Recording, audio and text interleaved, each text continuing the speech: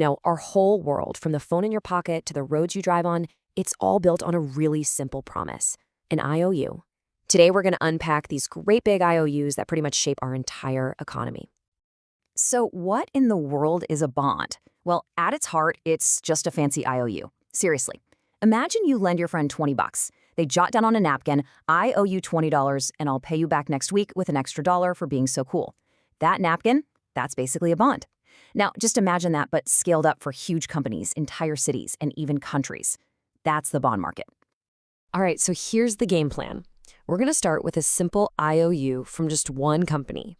And then we're going to build on that piece by piece until we see how thousands of these things get all bundled together into something way, way more complicated. Okay, first up, company IOUs. Let's talk about how big companies get the money they need. When a business wants to expand, build a new factory, or invent the next big thing, they need a ton of cash. One of the main ways they get it is by issuing these things called corporate bonds.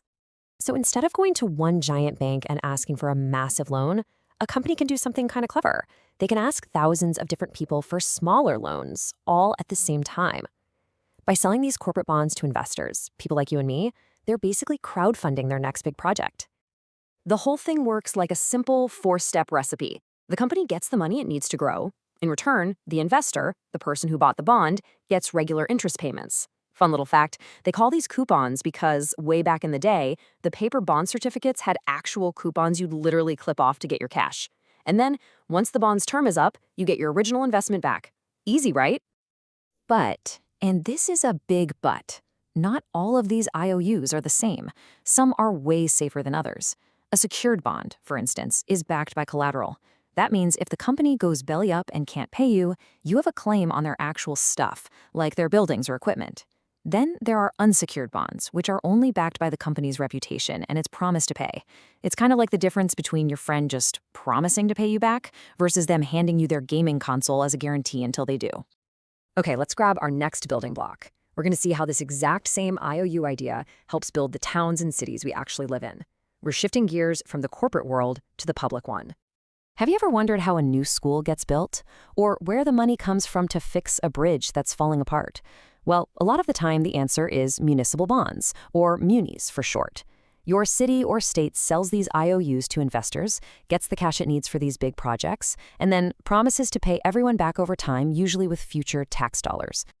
And listen, we are not talking about a small-time operation here. The market for these muni bonds is absolutely enormous. We're talking trillions of dollars funding public works all across the country.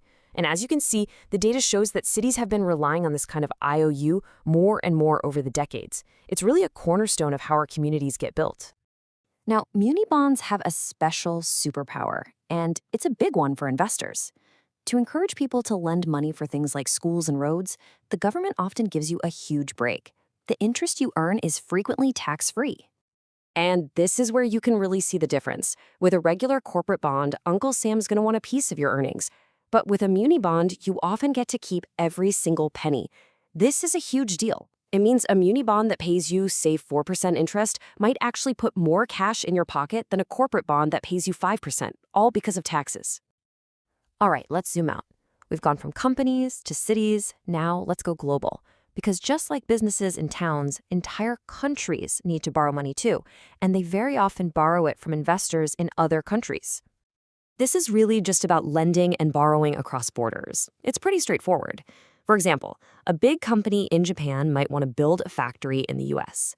To do that, it needs US dollars. So what can it do? It can sell bonds directly to American investors to raise those dollars. And these international bonds have some pretty cool names. A Yankee bond, for example, is when a company that's not from the US issues an IOU in America in US dollars. A samurai bond is when a non-Japanese company does the same thing in Japan, in Japanese yen. And a Eurobond is just an IOU sold in a country using a currency that isn't native to that country. They all sound exotic, but they follow the same basic rule, connecting borrowers and lenders all over the world. Okay, let's bring this whole concept home. And I mean that quite literally. We've been talking about giant corporations and entire countries, but most of us are actually super familiar with this next type of IOU, even if we don't think of it that way. For most people, a mortgage is the biggest IOU they will ever sign in their entire life. The bank lends you a huge pile of money to buy a house, and you promise to pay it all back, plus interest, over decades.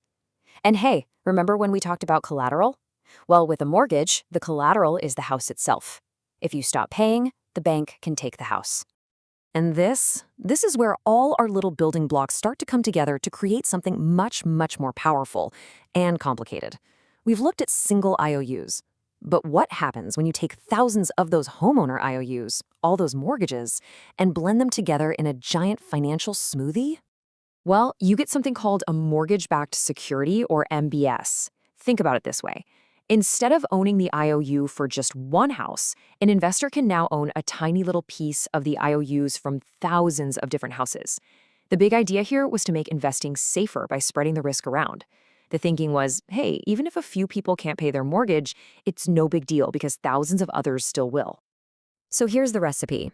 Step 1, people get mortgages from banks to buy homes.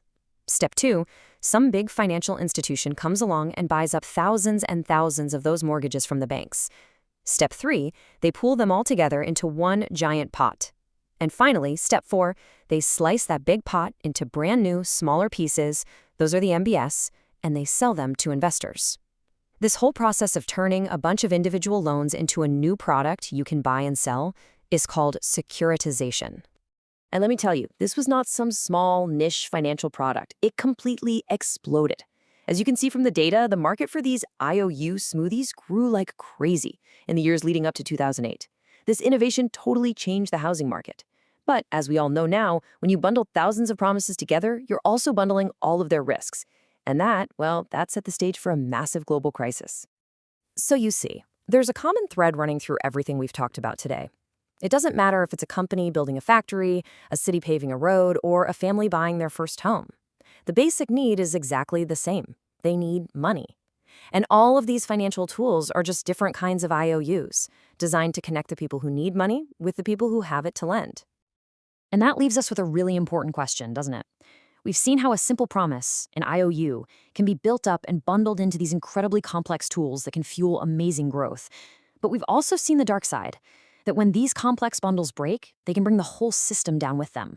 So the question we really have to ask ourselves is, how do we get the benefits of financial innovation without repeating the mistakes of the past?